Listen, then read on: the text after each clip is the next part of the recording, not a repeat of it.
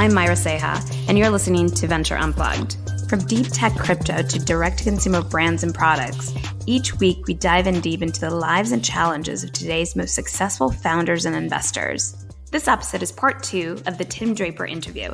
Tim Draper is one of the most prolific investors I know, with investments in Tesla, Skype, Hotmail, Box, Carta, and Robinhood. He's also the founder of Draper University. And, as if that wasn't enough, he's managed to write a book, How to Be the Startup Hero, on his iPhone while sitting on planes. As always, Tim is full of amazing anecdotes and advice you don't want to miss. But before we kick off this podcast, first, a word from our sponsors. This episode is sponsored by eToro, Qtum, and Luca. eToro is the smartest and largest crypto trading platform in the world, with over $1 trillion in trading volume per year. U.S. customers can trade the most popular crypto assets with low and transparent fees. Best of all, you can connect with 11 million other eToro traders around the world to discuss trading, charts, and all things crypto. Create an account at eToro.com. Qtum is the first proof-of-stake smart contracts blockchain. It has been around for over 2 years and has over 4,000 nodes around the globe. If you're tired of paying high fees on other smart contract platforms, head over to qtum.org. That's QTUM.org and start building your own low-fee Solidity smart contract today. Luke is bridging the gap between the business and blockchain world by providing the leading institutional-grade back and middle office accounting software and data services to the crypto ecosystem. For more information, please go to luca.tech. That's LUKKA.tech. This podcast is co-presented by Blockworks Group and Republic. Blockworks Group is a blockchain events and media production company. For exclusive content and events that provide insight into the crypto and blockchain space, visit them at blockworksgroup.io. Republic is an investment platform that helps companies raise capital from retail investors. For more information, please go to republic.co. Welcome back, everyone, to part 2 of the Tim Draper episode, where we discuss startup superheroes, Elizabeth Holmes, and even his spirituality. So let's jump right back in mid-conversation. Which superhero would you be under the Marvel comic? Oh, well, I've always loved Spider-Man, but what would I be? At this point, I think I'm Dr. X. I think I am the encourager and guide and teacher of superheroes. And so I think that's the one I'd probably align with the most. I mean, there were times where I felt I was Superman, times I felt I was Batman, times I thought I was Spider-Man. I don't think I've ever thought I was Wonder Woman. And sometimes I am the Incredible Hulk, and that's kind of fun to come out and be the Incredible Hulk on occasion.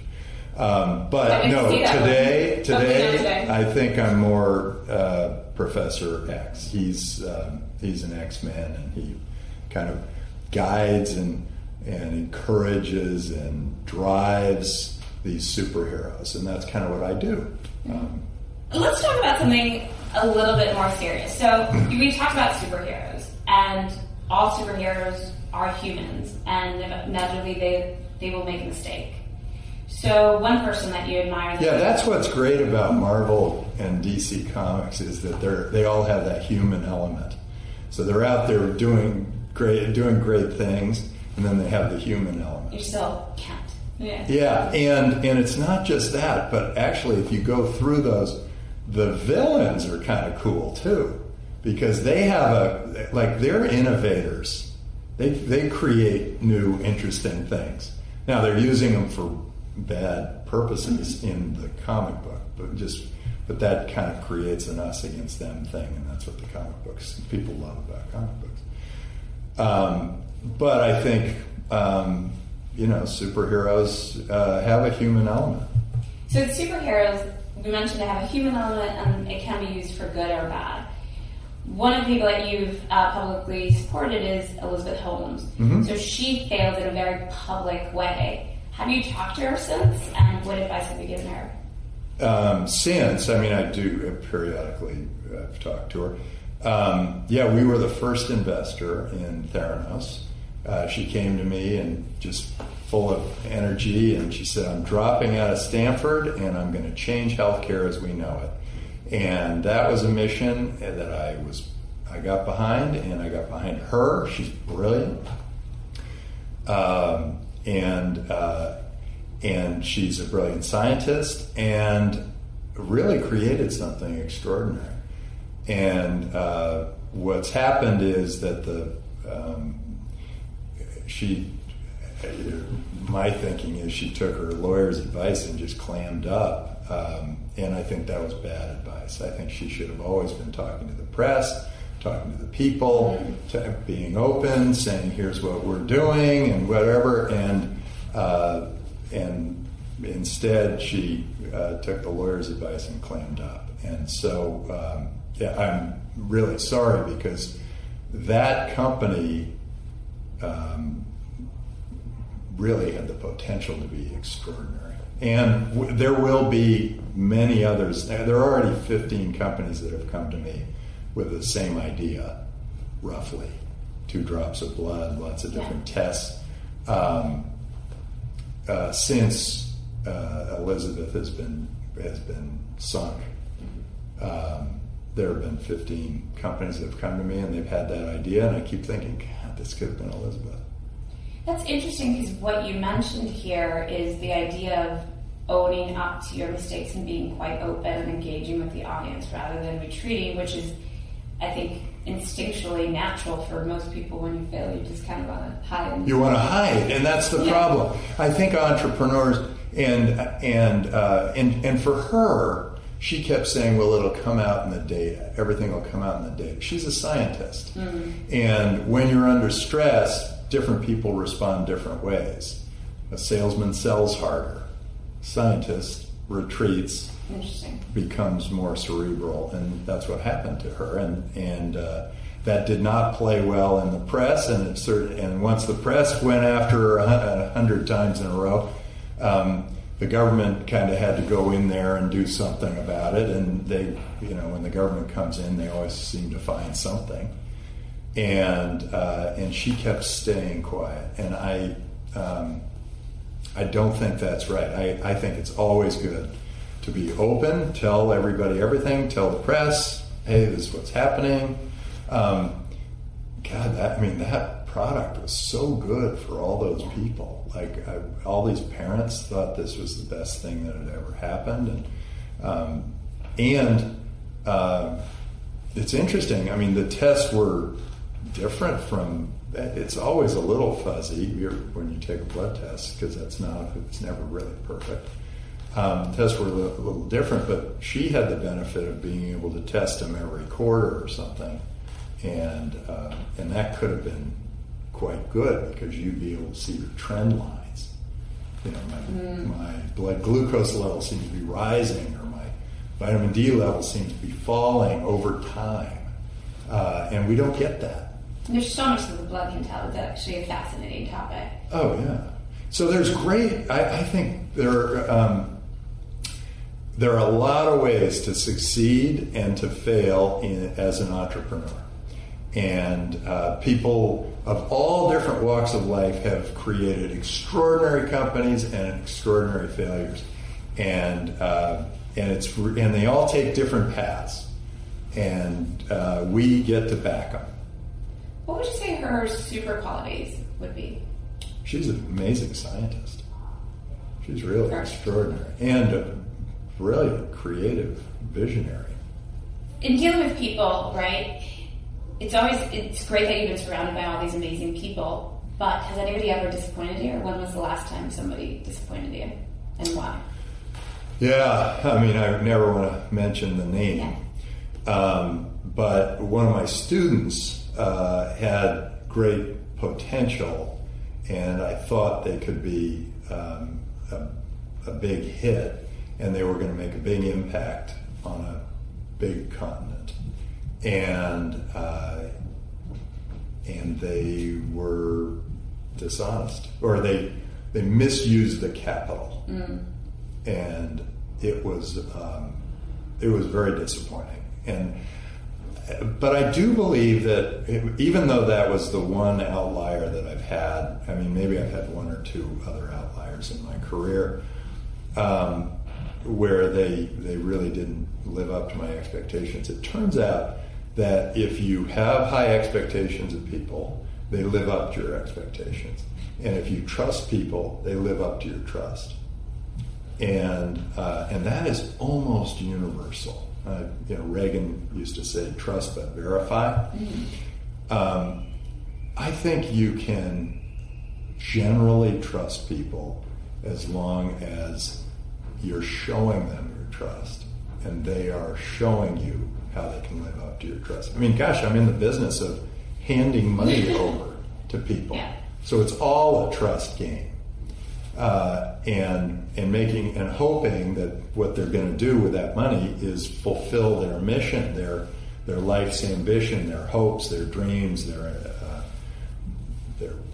livelihood, your long-term livelihood, and they generally do everything they can to make it a success. And I have seen these companies look like they were going to succeed and then they failed. And I've looked at those entrepreneurs and I've thought, it didn't work out, but you really gave it your all. So thank you. This was really great. Thank you. I think more venture capitalists should look at it that way. Like, these people, they're putting their all into it. They're trying as hard as they can. If the thing works, great. If it doesn't work, that's still great. And I think you and I share this eternal optimism about people, but I absolutely agree that if you set expectations, people will absolutely rise to those occasions. And you have an outlier here and there, and you certainly learned how to maybe spot them a little bit earlier on. But I think that's definitely a great way to walk through life, and in an exciting way. And I think you're always pleasantly surprised, right? You've had a phenomenal life. I have. I've been able to stay in this phenomenal business because every once in a while I hit something that other people didn't see. Tesla, they all went to 20 or 30 venture capitalists before they found me. Wow. Yeah. I mean, every once in a while I see it. And that has made it so I could continue to be in this great business. With all this tremendous success, what has been one of the biggest challenges you have faced in your life, whether personally or in business?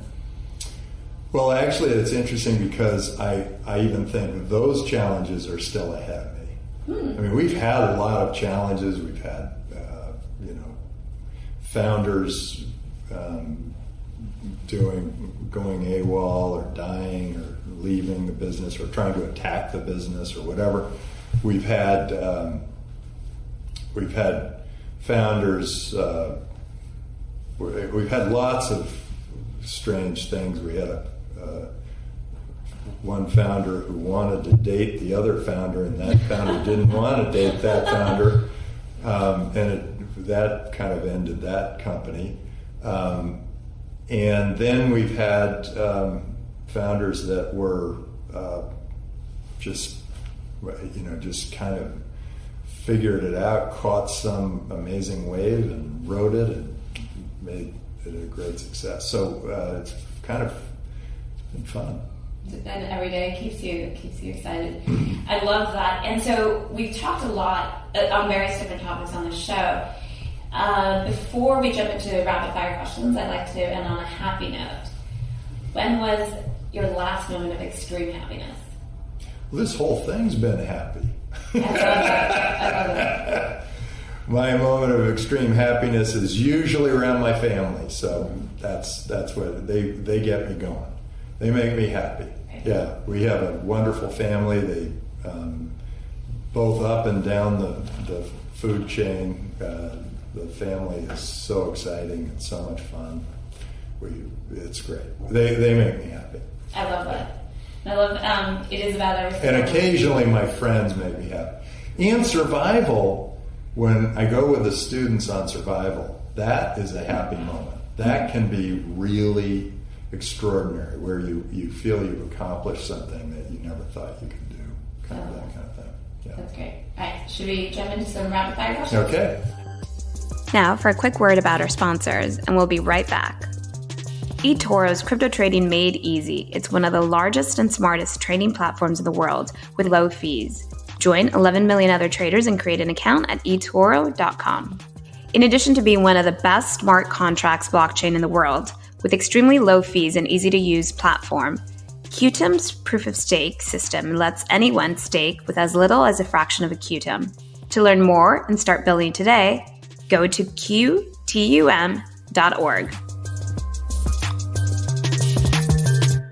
What was the last good book that you read?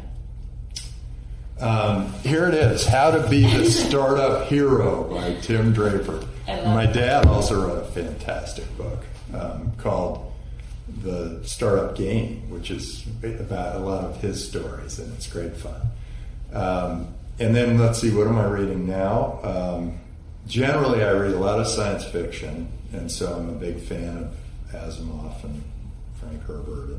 And then I read, I kind of speed read nonfiction and kind of get what's the point, get me to the point here, unless there's a really good storyteller, like 0 to 1.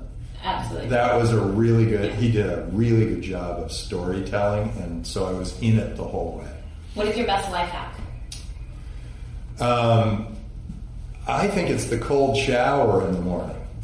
Cold shower? Wow. Yeah, so I start with a hot shower and then I go, and my showers are quick, but I hit it with cold water, and I think that really helps. And if you start getting tired in the afternoon, splash your face with cold water. I think that is like possibly the best life hack. Like Tony Robbins. That's incredible. Oh, does he do that? Yes. Well, he also jumps on a trampoline before he gets on stage, and I realize that's not a bad idea to hop around before you're presenting. So he does the trampoline. I should have hopped around before your interview. I feel like getting plenty of energy. Exercise is a big deal for yes. me. I need to exercise at least.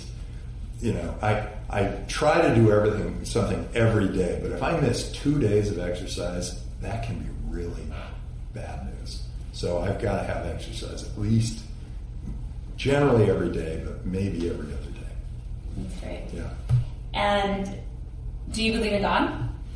I believe that we're all interconnected, and we all and there are, and that we're not only connected with people here on the earth, and we're all connected to all of them, every religion and every people, and the plants and the animals, we're all interconnected.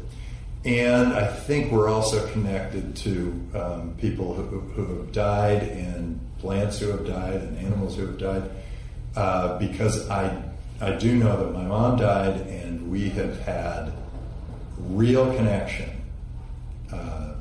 since she's died.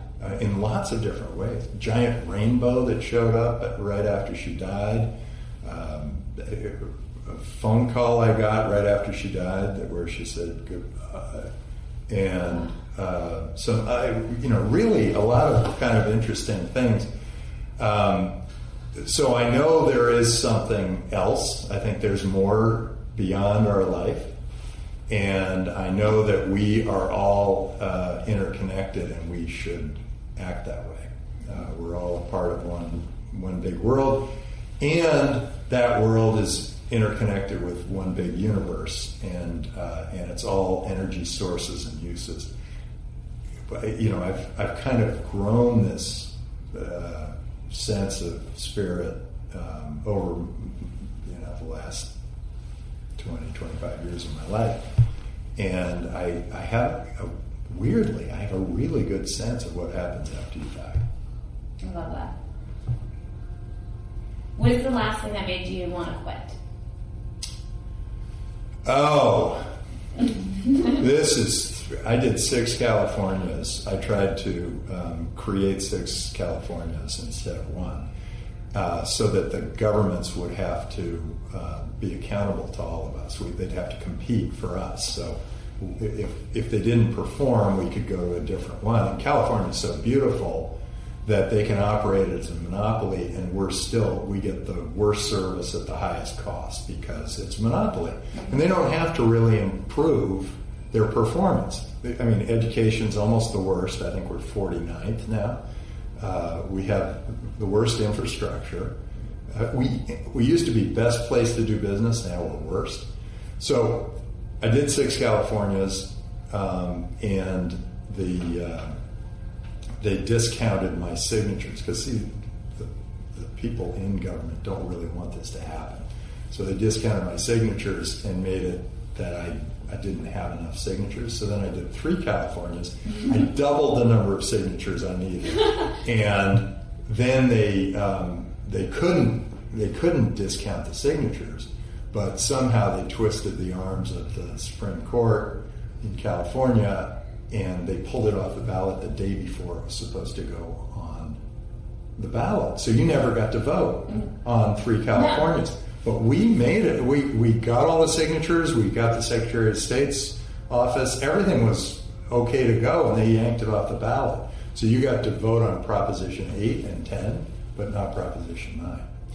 And that was where I said, the insiders still control this government. They've been doing such a horrible job, and it doesn't matter who the politician is. They still control it. It's the bureaucrats still control it.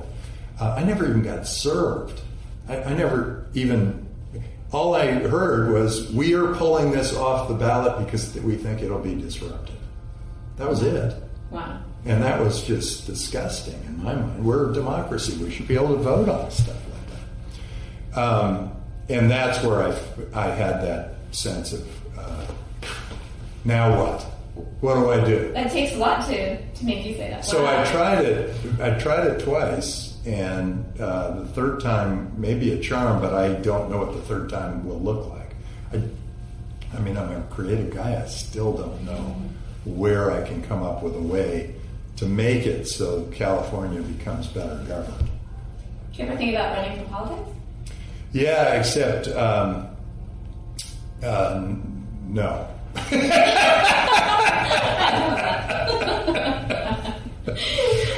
What's the best piece of advice you've ever received? My dad got advice from his father, and he passed it on to me, and then I passed it on to my kids. And the idea is, it doesn't matter who's selling and who's buying, it's the personal connection that matters. And so never feel badly about which side of that you're on, whether you're buying or selling. Just look at every interaction as a personal connection. Do you meditate? Yeah, I meditated a lot when I was about 20. And now I actually don't have to meditate that much. But when things get really crazy, then I will, I'll take a little time out and meditate, but I can actually get it done fairly quickly. Sometimes I need a full 20 minutes, but sometimes I can just picture myself in another place, doing something different, and then my heart rate goes down and everything's good. Do you believe you're lucky? Oh, absolutely. And in parts, you make your own luck. But in parts, we have something we call Draper Luck, and we get it. It's like, there's like one seat left on the airplane. There's one, we get that. I mean, there's something great about Draper Luck, and we have it. So I'm lucky. I'm definitely on the same wavelength as you are on that. What founders do you admire? Oh my gosh, so many. The ones that we've backed, some of the ones we've backed have been just extraordinary. Robin Lee from China, Nicholas Zenstrom from Skype, Elon. Elon's amazing because he says we're going to Mars, and everybody's saying, "Gosh, is he crazy? What's he thinking?" Except for a few people who are like the best engineers in the world, and they're saying, "Here's how we can get to Mars. Here's how we can breathe on Mars. Here's how we can eat on Mars." And they all come to him. And so he gets the best engineers in the world because he's got a mission that's so cool. And he's willing to stand out there alone and do that. I mean, I guess he's the one. Steve Jobs, though, was just, we all bow down to Steve Jobs. He's put so much into this. Absolutely. I mean, it's amazing. It's amazing what I can do now with this. What is one belief that you believe that most people don't? I believe that anything can happen. I think that anything is possible, and I don't think most people think that. What is the biggest misconception that people have about you?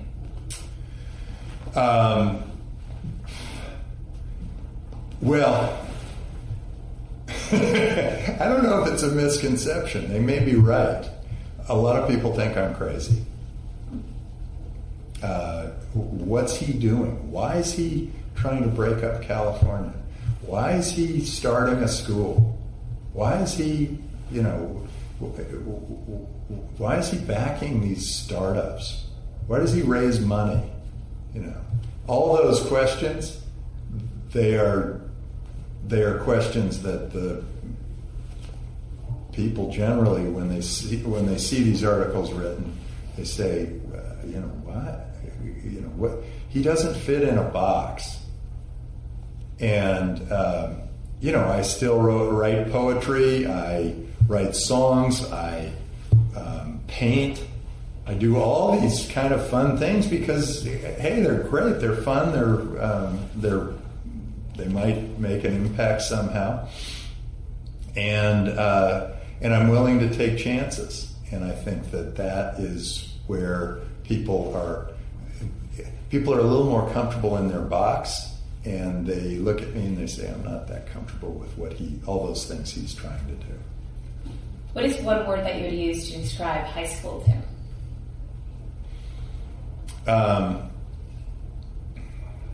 I was hardworking in high school. I was hardworking, and I studied hard, and I worked hard on the football field and in all the sports I played. And I participated in all sorts of things. I tried running for student government. I was in the plays. I was hardworking and participator. I was in it. I don't know if I had that much talent to start with, but I worked at everything, and I think that helps. What is your superpower? My superpower today is helping other people find their superpowers. What do you want to be remembered for? It's still to come, but I actually think that I can have a hand in having the geographic borders become less and less relevant, and we become one big happy world. That where governance is mostly virtual, and those governments are all providing services to you and me, and we can pick and choose which government does which service for us. I think that world is coming, and I want to accelerate humanity's advancement to that world. And I think we will have huge progress as a world if that happens sooner than because right now a whole bunch of the world's population is subverted by dictators or government officials who think that they know better than the individual what the individual can do or should do. I think freeing up all those individuals to do whatever their mission in life is going to move society forward at an accelerating rate. And one last question. What do you want your children to remember you for? That I'm a good dad. Thanks so much for listening to that episode. Luke is bridging the gap between the business and blockchain world by providing the leading institutional-grade back and middle office accounting software and data services to the crypto ecosystem. For more information, please go to luka.tech. That's LUKKA.tech. New episodes go live every Tuesday and Thursday at 7 a.m. Eastern Time. If you want to continue the conversation, you can find me on Twitter at MyraSeha007. And I'll see you next time.